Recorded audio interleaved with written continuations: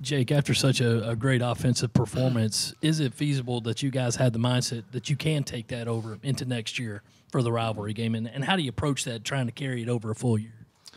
Well, I mean, I don't think it's just the rivalry game, but I think we played well against a really good defense. And I think that's the biggest thing that a lot of guys took away. But I mean, and not to be negative, but there was a lot of stuff that, we could have cleaned up and been even better at. So definitely a lot of positives from the game, but definitely some things that, we left out there and, we can get better at. Jake, we talked to some of your teammates, and they talked about how calm you were Saturday night, and they said that they could even see it in the week leading up to the game, in the pregame, and someone said that they could tell you were going to have a special night. How were you able to channel your emotions, lock in your focus to go against your rival, hostile field, and just how were you able to lock in like that? Well, I think, one of the biggest things is, being there before and understanding what it's going to be like, kind of preparing yourself throughout the week, what the atmosphere is going to be like, and having the mindset to get the ball out and get it to our playmakers.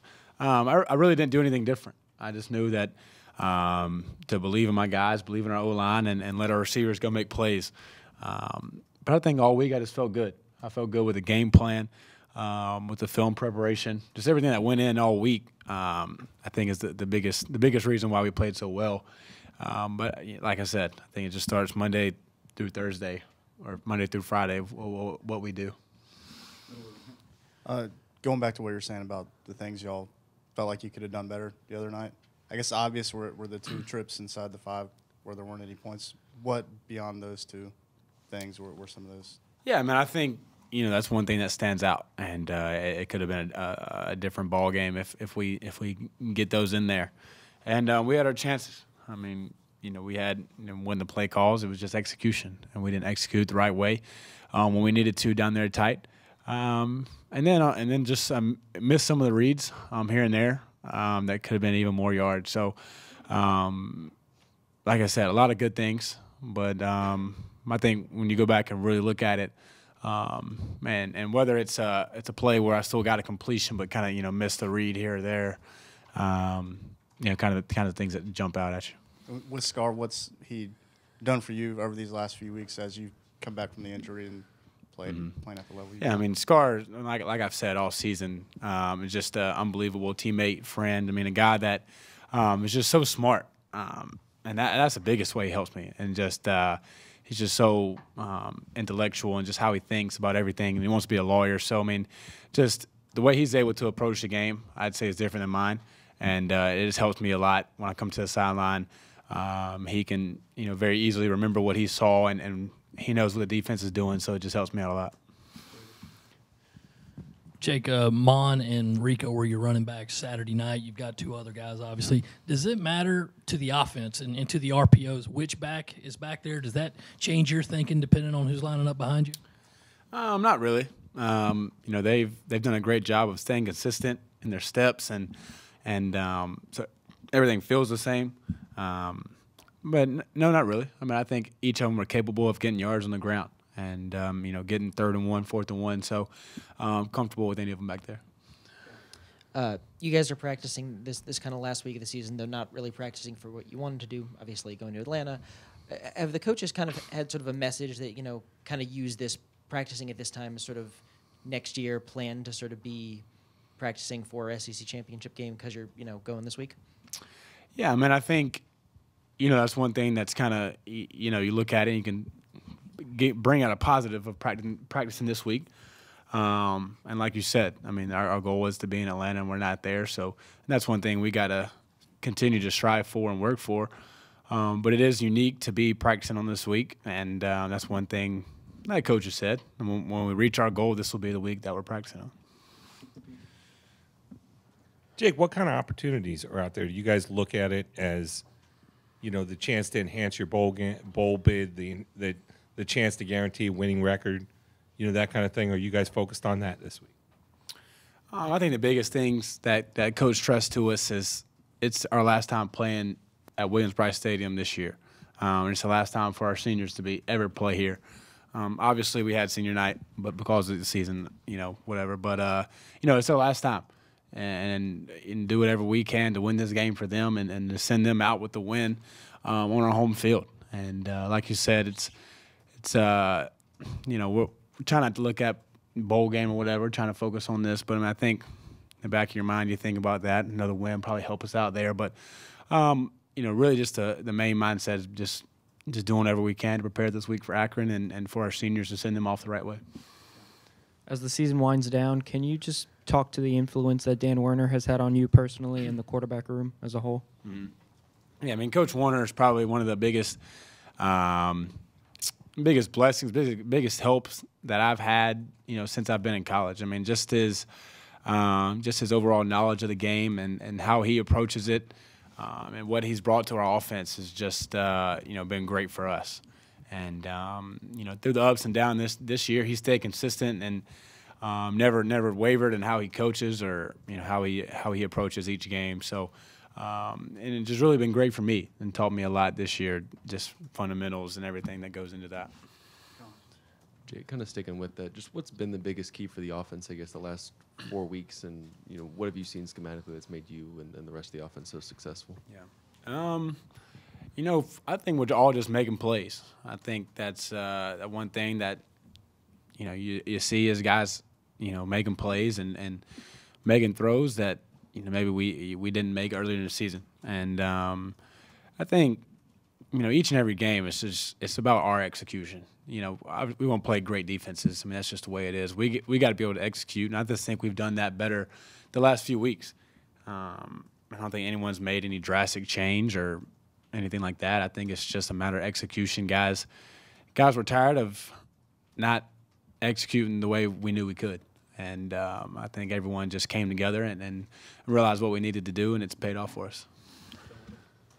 Yeah, Kyle mentioned that this is a good week to practice because next year y'all will be practicing this week preparing for the SEC championship game. Is that something that y'all have talked about as a team, or is that something that's been mentioned to you guys? Yeah, I mean, for sure. I mean, it's definitely a unique experience getting to practice this week. Knowing that this is the week that we would practice if we reach that goal. And that's what the plan is, and that's what we're going to have in our minds all off season. So definitely getting a little taste this year to prepare us for what hopefully will come. Has that been the message from Coach Muschamp, or is that just something that y'all have kind of come up with as a group of players? Well, yeah, I mean, I think it's kind of, I think how the players see it. Coach Muschamp, mentioned it to us. But I think it's just a deal where it's just a cool thing, and we got 2 bye weeks this year. We're going to get 2 bye weeks next year. So just a lot of, I guess, God things that kind of happened this year to prepare us for what could come. You talked a few weeks ago about controlling your emotions and being more even keel. Who has helped you most with that, and how has that factored into your success the last few weeks? Yeah, I mean, I think, probably the biggest person that's helped me with this, Coach Dillman. I mean, Coach Dillman's been around a lot of great players. I mean, whether it's at Alabama or App State or just wherever he's been around some guys that have played really well. And that's one thing that he kind of always reiterated to me is how they've stayed so even-keeled through the ups and downs. And, gave me the example I said the other week of just Tom Brady, of how he never changes in his mindset. And I just really like that of how he, no matter what the score is, what the situation is, he stays the same. And I think that's definitely helped me the last few weeks of just trying to just channel all those emotions and make sure that, I'm just locked in and not too high or too low during the game. Going back to what you were saying about coming off the field and Scar seeing something, is there a specific instance you can recall where he pointed something out and you guys went to it at some point later on in the game and it really worked for you? Maybe not a whole play necessarily, but just, it's, hey, on the comebacks, you're starting to drop underneath it, more, that we've ran it a few times, or, when, this guy goes vertical, the safety's leaning more towards him. Just little things like that have been the biggest help for me. And kind of coming from the sideline to the field for the first play, he's just giving me our coaching points on that play, just kind of going over those. So just little things like that I think has been the biggest help. Going against him in practice, how much progress have you seen from Israel Mukwamu kind of coming through this season? Yeah, I mean, he's a guy that, we don't like to throw fades against. I mean, he's long, and that's one thing that you see with him. He knows how to use his length, and obviously, like all of us, a lot of things he can improve on. But he's going to be a great player, and he wants it. And I think that's the biggest thing. He wants to be great, and he's going to put in the work to do that. But definitely a guy that, when he's on the field, we definitely take notice and try not to throw too many jump balls against him.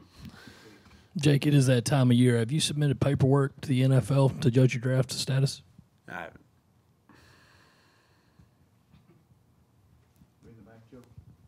Will you off that? I mean, I don't know. I mean, I'm just trying to beat Akron right now and see where we go for the bowl game. But there's still a lot that I personally and that we as a team haven't accomplished yet. So, when you set a record-setting performance, 510 yards, 5 touchdowns, how does that feel during the game? Are you like in a zone? Is everything like working? I guess kind of walk us through how you felt, doing that against a good defense. Yeah, I mean, I think, everyone sees what happens on Saturday, and it's all great that, we did well on offense, but I think it goes back to practice. I mean, the scout team gave us a great look, and, all week the guys were running hard, and it pays off on Saturday, and it was easy for me. I just had to get the ball to the guys that were open. I mean, Debo and Brian and Shy and Keo, all of them did a great job with just finding ways to get open and making plays. So, yeah, I mean, you definitely feel it. You definitely, feel it during the game, and you feel like, you're hot. The offense is clicking. You just want to keep it rolling. I think that's why it was frustrating to get down there so close and not score. And that's one thing that we've looked at, and I think we've got a few new plays here and there that's going to help us out down there tight. And how has the chemistry between you and B-Mac formed over these last few weeks as offenses continue to produce numbers? Yeah, I mean, that's one thing that's, continued to grow since the bowl game last year. And we talk all the time about just offensive scheme and what we're thinking. He obviously does the game plan for us, but he expects me to watch as much as I can and have a plan for what I like too. And we sit down on Fridays and go through all that, every situation, all the different formations of what I like, what he likes, and I think that's just really helped, especially the last few weeks. Jake, you've talked all season about how well the offensive line has played. How much did that play into the offense's success on Saturday? And also, I think at this point last year, 9 or 10 guys had played on the offensive line, only 6 or 7 this year. How much does that help you, the continuity of the offensive line with your just calmness and ease back there? I mean, that's one thing that we challenged the offensive line with going into the week. That if we were going to have a successful day, they were going to have to have a great day. I think they did that. I think a couple of those sacks were on me. So, I mean, I think for the most part they had a pretty great game, and just really gave us a chance to win all game. And as far as just having the same guys out there, it's just been great. It's been great to have same guys and just communication. They know how he's going to call things in the line. They know how I'm going to call things. So I think it's just been great, not having to worry about too much moving around. But I think when we have had to a few times throughout the year, guys have really stepped up. With Brian running the offense, is your week of preparation any different? Logistically, is it any different? How different is your life Monday through Saturday than it was with Kurt, the way Kurt did things? Not as far as film work or as far as like on the field or just in general. Prepared, the way that you were included in the process, the confidence you have going into the